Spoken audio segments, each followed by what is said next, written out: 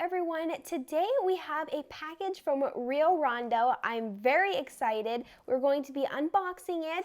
And if you don't know, Real Rondo is a website where they sell miniature tack making items for model horses. So I'm very excited. I ordered because I wanted to make some realistic Schleich tack.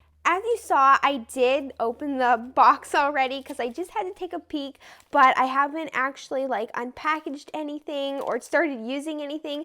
This video is also going to be a little craft with me, so we're going to make some items. As you can see, I ordered buckles, and I think they're called Halter rings. I don't know if that's correct, but I think so. Anyway, we'll take a better look at everything in a minute.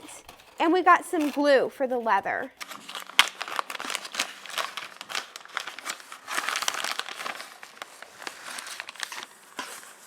Here is the leather the leather lace I ordered. I think, oh my goodness, I can see this is going to turn into a naughty mess very fast here if I don't do something. But I think I ordered 5 yards of black, 5 yards of brown, and 3 yards of the red. These are going to be for halters and bridles. It's the perfect scale on Schleich. Oh my goodness, this is going to be fun. We have all the buckles in the 3 slot rings for the halters. I looked on the receipt so I'd have the correct name. Everything is so tiny. So I think I bought 3 different sizes of buckles. These big buckles are going to be for my Briar Classics, and I'm going to use this ribbed ribbon. I think will fit well in these. And then I got a little smaller buckle. These I'm going to use for my Schleich ribbon halters.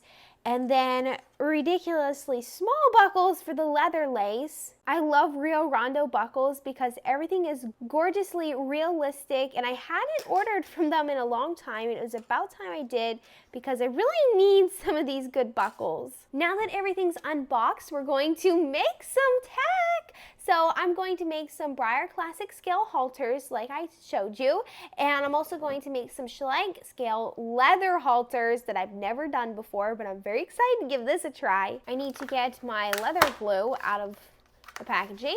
I may need 2 hands for this, unless I just rip it apart. I actually think I'm going to start with the Briar halters.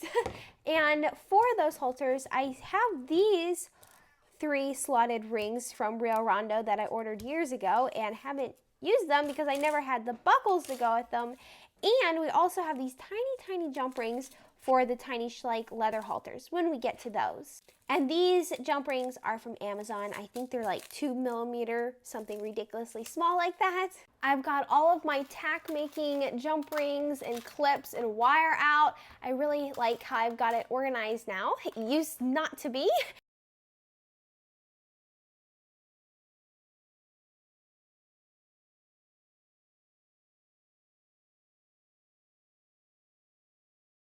So I got the noseband made, and I'm just making him a basic halter. And if you wanted a tutorial with exact step-by-step how to make a halter, I do have one on my channel. It's in the Schleich DIY playlist. But of course, you could use that same tutorial and make a halter for a Briar horse or a smaller scale horse. You would just have to adjust the size of it. So we've come a little further on our halter, and I'm really loving it. And now we need to just decide what size of buckle we're going to put on this halter. These really big ones for this ribbon, the ribbon's kind of small on it, so I think it also just kind of looks a little big on him. So I will use these buckles probably for an even larger scale of horse. These buckles seem to be perfect, so we are going to get my doll scissors. Or I could use wire cutters, but I just use these to clip them out of the sheet. Look at how cute, so realistic. So actually, ignore everything I just said because it did not take me long to discover that once I get all this ribbon piled through the buckle, the small ones were too small and you could hardly move the buckle, so the larger ones are perfect. And our halter is done. I love it so much. I think it's so pretty. Look how realistic these buckles and halter rings make it. It's so perfect. Oh my gosh. And this color is so perfect on our Palomino boy. I am very happy and proud of this new piece of tack we made. And here's a little advertisement for you. All the tack I'm making in this video will be for sale in my tack shop. The link is below. That's my little shout out to myself. I'm so happy with how our tack making has started off. Now we're going to make a Schleich bridle, I think. So this little bridle I made years ago out of leather. The first time I ordered from Rondo, and I actually had glue to make it with. Held up so well, and I love this little bridle and use it all the time. So I'm gonna make more little leather bridles because they're awesome. So we've got Storm because we're gonna make more of an English style bridle. I'm gonna try to make this one a little more fancy. So we're going to use our brown lace, these tiny jump rings, and of course the buckles. And also, as you can see, I'm already having much trouble keeping all this lace from getting tangled because like it is tangled right now. Yeah, I think we can all tell I'm going to have some issues with this. So I haven't really filmed so much of this bridle so far, but I've just been kind of focusing on making it really nice and doing a good job of getting a hang of gluing the leather. And I did actually have a quick little change of gears. So I was making this bridle for Storm as I showed you, but I made this piece on the bridle that holds this little buckle. I made it too short and it was just bothering me on an average sized horse, but it is perfect on little sport ponies like Muffin and Buck, the large riding ponies. Anyway, so everything is going well. We are going to finish it now. This is so something Maya does. I just clipped off one of these tiny little buckles and now I cannot find it anywhere.